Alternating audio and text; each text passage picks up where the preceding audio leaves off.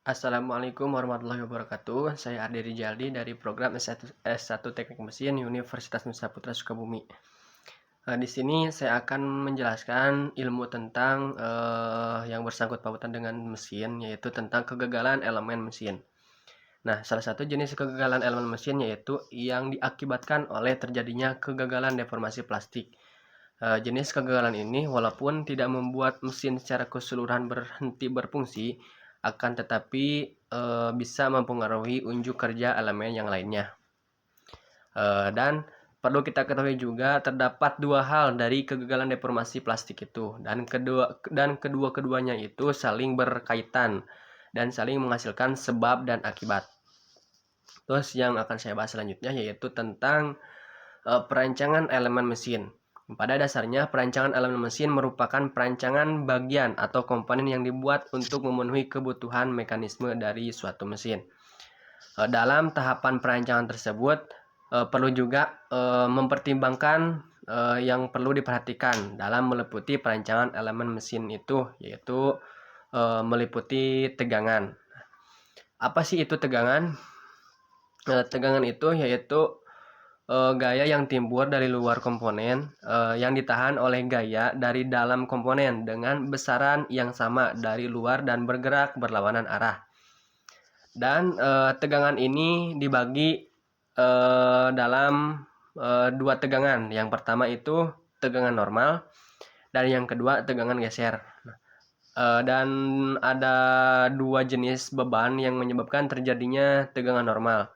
Yang ke satu yaitu tegangan aksial berupa gaya tarik atau gaya beban lentur, dan juga terdapat dua jenis penyebab tegangan geser.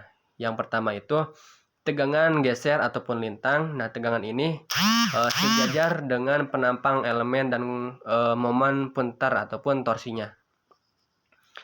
Dan beban juga merupakan muatan yang diterima oleh suatu struktur ataupun konstruksi komponen yang harus diperhitungkan sedemikian rupa agar sehingga struktur konstruksi itu konstruksi dan komponen itu aman gitu. Terus jenis-jenis pembebanan ada dua. Yang pertama itu beban berdasarkan sifatnya, yang terdiri dari beban konstan, beban dan tidak konstan, ataupun beban kejut dan beban tumbukan. Terus yang kedua, beban berdasarkan cara kerja. Nah, beban ini terdiri dari gaya aksial, satuannya yaitu FA, terus gaya tarik dan gaya tekan, dan gaya radial, satuannya FR, dan gaya geser, satuannya Fs, dan torsi satuannya momen putar ataupun T, dan gaya lentur satuannya M. Terus dalam pembebanan juga dalam pembebanan pada elemen mesin juga ada beberapa gaya yang terjadi pada komponen elemen mesin, yaitu gaya aksial dan gaya geser. Macam-macam tegangan yang ke satu yaitu tegangan tarik. Tegangan tarik adalah besar gaya tarik yang dibagi luas dengan penampang suatu benda, dan rumusnya yaitu ohm T sama dengan P per A kilo ataupun kilogram per sentimeter kuadrat. Nah, keterangan dari rumus tersebut yaitu ohm T adalah tegangan tarik, satuannya kilogram per sentimeter kuadrat, dan P adalah gaya yang bekerja ataupun beban, satuannya kilogram, dan A yaitu luas penampang ataupun bisa disebut dan yang lainnya gitu. Satuannya adalah sentimeter. Terus yang kedua yaitu tentang tegangan tekan. Tegangan tekan adalah tegangan yang terjadi di luar sebuah batang apabila gaya yang di luar terus yang bekerja pada gaya tekan itu dinamakan gaya tekan. Dan rumusnya yaitu ohm D sama dengan P per A ataupun kilogram per sentimeter kuadrat. Nah, keterangan dari rumus tersebut yaitu ohm D adalah tegangan tekan dan satuannya kilogram per sentimeter kuadrat. Terus P yaitu gaya yang bekerja satuannya kilogram, dan A adalah luas penampang satuannya sentimeter kuadrat.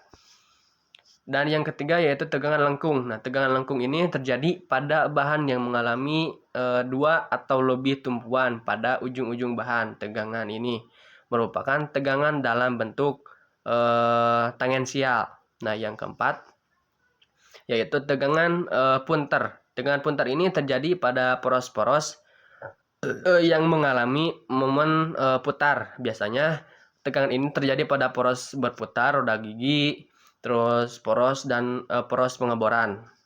Yang kelima, tegangan geser. Tegangan geser ini terjadi jika suatu benda dikenakan dua buah gaya yang sama besar dan berlawanan arah serta beraksi dalam arah tangensial sepanjang penampang benda tersebut, sehingga penampang tersebut cenderung bergeser. Maka tegangan yang terjadi pada penampang benda tersebut dinamakan tegangan geser ataupun shear trace ya. Nah, T dengan satuan ini dinamakan N per M kuadrat dengan rumus T sama dengan P per A. Nah, keterangan dari rumus tersebut yaitu T adalah tegangan geser, dan P adalah gaya geser, dan A adalah luas penampang. Segitu yang dapat saya sampaikan. Nanti kalau misalkan ada yang mau ditanyakan, boleh nanti lewat kolom komentar.